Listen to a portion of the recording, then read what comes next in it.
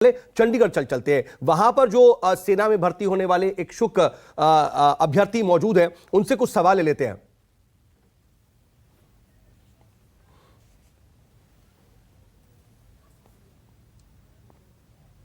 जी बिल्कुल साउद, सबसे पहले अगर हम बताएं तो ये चंडीगढ़ डिफेंस एकेडमी के बच्चे हैं जो 16 साल से 17 साल की उम्र है। ये बच्चे पूरी शिद्दत से तैयारी कर रहे हैं आर्मी की, और अगले साल ये जो अग्निपथ योजना है उसके तहत ये कंपटीशन में बैठेंगे और सीधे इन्हीं बच्चों से बातचीत करते हैं कि आखिर इनके मन में क्या कंफ्यूजन है, क्योंकि तस्वीरें जो पूरे देश से निकल के सामने आ रही हैं वो काफी चिंताजनक है कि अगर युवा सड़क पर है और इस तरह आगजनी और विद्रोह एक तरह से हो रहा है तो उसको कहीं ना कहीं सरकार को इसका सॉल्यूशन निकालना चाहिए। और सीधे इन बच्चों से हम बातचीत करते हैं कि आखिर इनके मन में इस पूरे योजना को लेकर क्या संशय है और सरकार इनकी जो कंफ्यूजन है इसको जल्द से जल्द दूर करे। क्या नाम है आपका? I am Sachin Sharma. सचिन, ये बताइए कि आप लगातार देख रहे हैं कि अग्निपथ योजना का विरोध हो रहा है, आप खुद तैयारी कर रहे हैं, हम देख रहे थे कि सुबह से आप यहाँ पर दौड़ लगा रहे थे। पूरे एक साल की जद्दोजहद के बाद आप नई योजना के तहत, अग्निपथ जो योजना है उसके तहत आप जाएंगे, क्वालिफाइड करने की कोशिश करेंगे। क्या कंफ्यूजन है माइंड में आपको? क्या लगता है कि सरकार को आपके उस कंफ्यूजन को दूर करना चाहिए? क्या सवाल है आपके? सर, जैसे कि अभी हम यहाँ पे 5 साल के बाद जो पैसे वो दे रहे हैं हमको, उस 5 साल के बाद उस पैसे की वैल्यू क्या रहेगी? गवर्नमेंट ने हमको ये बताना चाहिए कि उस पैसे हमें उसके बराबर मिलने चाहिए जितने हमें 5 साल के बाद जरूरत हो, उसके हिसाब से पैसे मिलेंगे तो ठीक रहेगा। उसके बाद गवर्नमेंट ने जो डिसीजन लिया है कुछ सोच के लिया होगा। ऐसे तो हम मानते हैं कि सही डिसीजन है, ये डिसीजन लेना गवर्नमेंट का हक है, वो तो लेंगे डिसीजन। अब उन्होंने ये अग्निपथ बोला है कि भाई हम 4 साल के लिए एक युवा पीढ़ी को मेंटली और फिजिकली फिट रखेंगे। इससे हमारा फायदा ये होगा कि भाई मेंटली और फिजिकली फिट रहेगा बंदा, तो हम आगे। लेकिन सवाल ये कि जो पैसे मिलेंगे क्या उससे जो परिवार का पालन पोषण हो पाएगा या नहीं? जैसे कि अभी सरकार ने बताया है कि हमको पैसे अराउंड 12 लाख मिलेंगे, तो उससे हिसाब से तो आगे बढ़ने वाली जनरेशन में हमारे लिए ये पैसे कोई मायने नहीं रखते। इससे हमें कुछ सरकार से हमको थोड़ी और मांगे चाहिए कि भाई पैसे थोड़े से बढ़ा के दे दें हमको। ठीक है अमित, मैं कहूंगा यहाँ पर हमारे पास जो एक्स आर्मी मेंस मौजूद हैं, अगर बच्चों के सवाल डायरेक्ट आ जाए कि उनसे क्या पूछना चाहते हैं, क्या कंफ्यूजन है, उसका जवाब ले लेंगे हम। भर्ती कर लिया सर, तो आर्मी के अंदर जाने पे जो बंदे शहीद होंगे सर, उनकी फैमिली की सिक्योरिटी का क्या रीजन होगा सर? उसको सिक्योरिटी कैसे मिलेगी? और सर गवर्नमेंट का डिसीजन तो अच्छा है, पर जो सिक्योरिटी भी उनको एकदम अच्छे से मिलनी चाहिए जैसे उन्होंने भर्ती किया है। यस। तो ये जो बच्चे हैं, 2 सबसे महत्वपूर्ण सवाल इनके सामने से निकल के आ रहा है। एक कि जो इकोनॉमिक्स, क्या इनकी सिक्योरिटी होगी, क्योंकि ठीक है अमित, मैं जवाब ले लेता हूं। कुलकर्णी सर, आपके पास आ रहा हूं। देखिए, ये भी एक बहुत बड़ा डाउट है ना कि जो तकरीबन 12 लाख रुपए मिलेंगे वो क्या काफी होंगे नहीं, या फिर आगे की जो सिक्योरिटी है इसको लेकर के सवाल जो पूछ रहे हैं सर, उसके जवाब में आप क्या कहेंगे? सबसे पहले तो ये जो युवा हैं इन्हें निश्चिंत रहना चाहिए। इनको इस बात की परवाह नहीं होनी चाहिए कि क्या मिलेगा और क्या नहीं मिलेगा, क्योंकि सरकार इनकी पूरी व्यवस्था करेगी, नंबर 1। नंबर 2, जो नॉन कॉन्ट्रीब्यूटरी इनका इंश्योरेंस है वो है 48 लाख, और अगर खुदा ना खास्ता कोई गुजर जाता है उसको परिवार को और मिलेंगे 44 लाख, यानी कि तकरीबन 1 करोड़ के आसपास पैसा मिलेगा जो भी अग्निवीर जो है अगर उस 4 साल के दौरान गुजर जाता है। अगर किसी कारण से वो अपाहिज हो जाता है तो अगर 100% उसका डिसेबिलिटी है तो उसको 44 लाख रुपए और मिलेंगे, और यदि 50% है तो उसको 15 लाख मिलेंगे।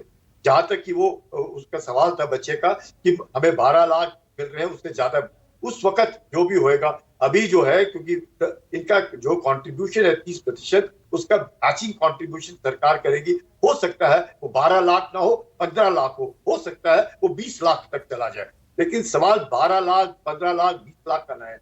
मेरे को जहां तक लगता है इस पूरी स्कीम के 2 मायने हैं, 2 मुद्दे हैं। एक जो सरकार का है, सरकार तो अपना काम करेगी, फौज जो है वो अपना काम करेगी। जो सरकार है इनके मन में शंकाएं मुझे लगता है उस 75% को लेकर के हैं कि कहीं हम रास्ते पे ना आ जाए, उसके लिए परेशानी उनके, मुझे वो बोलना नहीं चाहते हैं पर वो उनके दिल में है कि ये 75 हम रास्ते में आ जाएंगे या हमारी का क्या होगा, वो उनकी सवाल ये है इस 75% के लिए जिस प्रकार से सरकार बार बार घोषणाएं कर रही हैं, उन घोषणाओं को नोटिफिकेशन में तब्दील कर रही हैं, उन नोटिफिकेशन को यकीन करेंगे कि वो जो नोटिफिकेशन अग्निवीर के लिए है वो सरेंडर होकर के किसी और को ना चले जाए। उन्होंने कहा है ये अग्निवीर के जो नोटिफिकेशन है वो एक्स सर्विसमैन के अलावा है।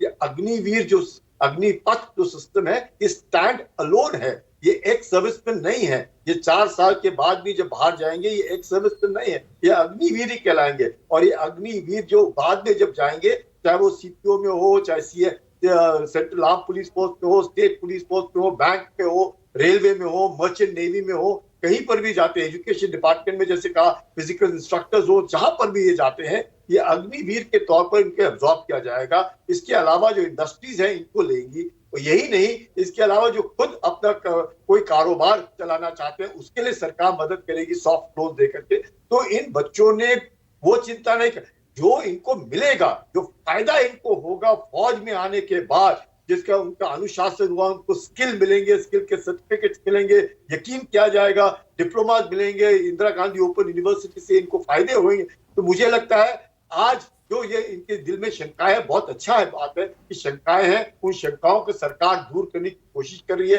कम से कम इस स्कीम की शुरुआत से पहले ही इनके मन की जो शंकाएं हैं दूर हो रही हैं और धीरे धीरे इनका मनोबल बढ़ाएगा। और फौज के अंदर जब ये आएंगे, अग्निवीर बनकर के आएंगे, मुझे नहीं लगता है ये बिल्कुल जो जज्बा, जो जुनून और जो इनमें होना चाहिए, और जिस प्रकार से जो रेजिमेंटेशन के कई बार हम जैसे वेटरन्स हैं उनके दिल में लगता है कि रेजिमेंटेशन है, मुझे लगता है जो हमारी जो शंकाएं थी उन शंकाओं को जो यूनिफॉर्म बॉडी है, जनरल एसबी सिंह साहब मेरे साथ उस ब्रीफिंग में उपस्थित थे, उन्हें मालूम है कि सारी शंकाएं जो है जो अपना सर्विस हेडक्वार्टर्स है उन्होंने पूरी की पूरी उनको दूर करने की कोशिश की है। जो जहां तक कि फौज का सवाल है उनको कोई शंका नहीं होनी चाहिए किसी फौजी को, किसी वेटरन को।